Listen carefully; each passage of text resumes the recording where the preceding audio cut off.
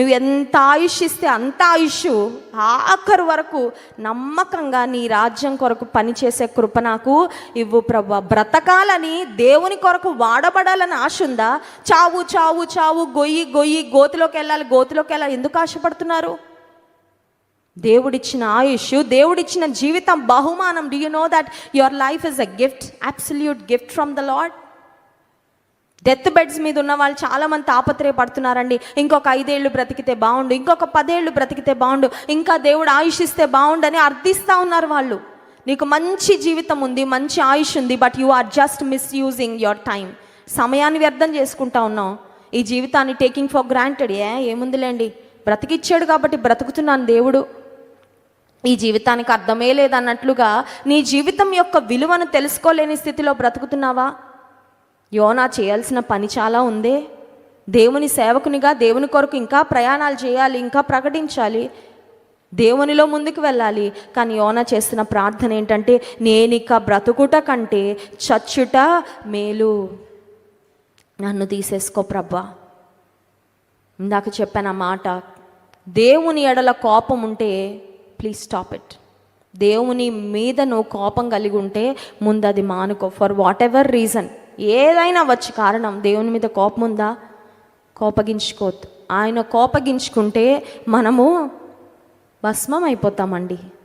దేవుడు ఎంత ప్రేమిస్తున్నాడో నిన్ను ఒక్కసారి అర్థం చేసుకో. దేవుడు నిన్ను ఎంతగా నడిపిస్తున్నాడో ఒక్కసారి అర్థం చేసుకో. దేవుని ఎడల కోపం ఉంచుకోవద్దు. రెండవదిగా, ఈ బ్రతుకెందుకు అనే ఆలోచనలో ఉంటే నీ ఆలోచన మార్చుకో, నీ పద్ధతి మార్చుకో. నన్ను తీసుకో ప్రభు అని ప్రార్థన చేస్తుంటే నీ ప్రార్థన మార్చుకో. ఏమడుగుతావంటే, ఇన్స్టెడ్ యాజ్ ద లార్డ్, ఆయుష్ ఇచ్చినంత వరకు నీలో, నీతో, నీ కొరకు బ్రతికే కృప నాకు ఇవ్వయ్యా అని అడుగు. అది జీవితం. బ్లెస్సెడ్ లైఫ్ అంటే అదండి. ఆశీర్వాదకరమైన జీవితం అంటే అది. సరే, ఈ కాన్వర్సేషన్ అంతా అయిన తర్వాత దేవుడు యోనాతో అంటున్న మాట చూడండి. యోనా గ్రంథం 4వ అధ్యాయం 4వ వచనం. అందుకు యెహోవా, నీవు కోపించుట న్యాయమా అని అడిగాను. దేవుడు ఎంత డైరెక్ట్గా మాట్లాడుతున్నాడండి యోనాతో.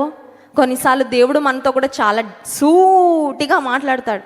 ఇక్కడ ఆత్మీయ తండ్రి గారి ద్వారా, జాన్ వెస్లీ గారి ద్వారా దేవుడు ఎవరిని నిలబెట్టి దేవుని వాక్యాన్ని అందిస్తున్నప్పటికీ కొన్నిసార్లు సూటిగా గుండెలోకి దూసుకొని వెళ్ళిపోతూ ఉంటాయి ఆ మాటలు. దేవుడు యోనాతో అంటున్నాడు, నువ్వు అసలు కోపగించుకుంటున్నావు కానీ యోనా, ఇది న్యాయమేనా నీకు?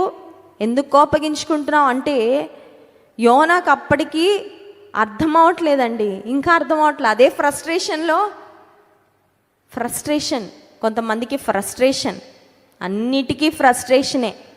కరెంటు పోతే ఫ్రస్ట్రేషన్, ఫోన్ స్విచ్ ఆఫ్ అయితే ఫ్రస్ట్రేషన్, టీలో షుగర్ తక్కువైతే ఫ్రస్ట్రేషన్, కూరలో ఉప్పు ఎక్కువైతే ఫ్రస్ట్రేషన్, పక్కనోడు కొత్త కారు కొంటే ఫ్రస్ట్రేషన్, ఇంకెవరికో ప్రమోషన్ వస్తే frustration. They are frustrated for everything. యోనాకి ఇంకా ఫ్రస్ట్రేషన్ పోవట్లేదు, ఇంకా అసహనంగా ఉన్నాడు, ఇంకా విసుగుదలగా ఉన్నాడు, ఇంకా ఇబ్బందికరంగా యోనా ఉన్నాడు.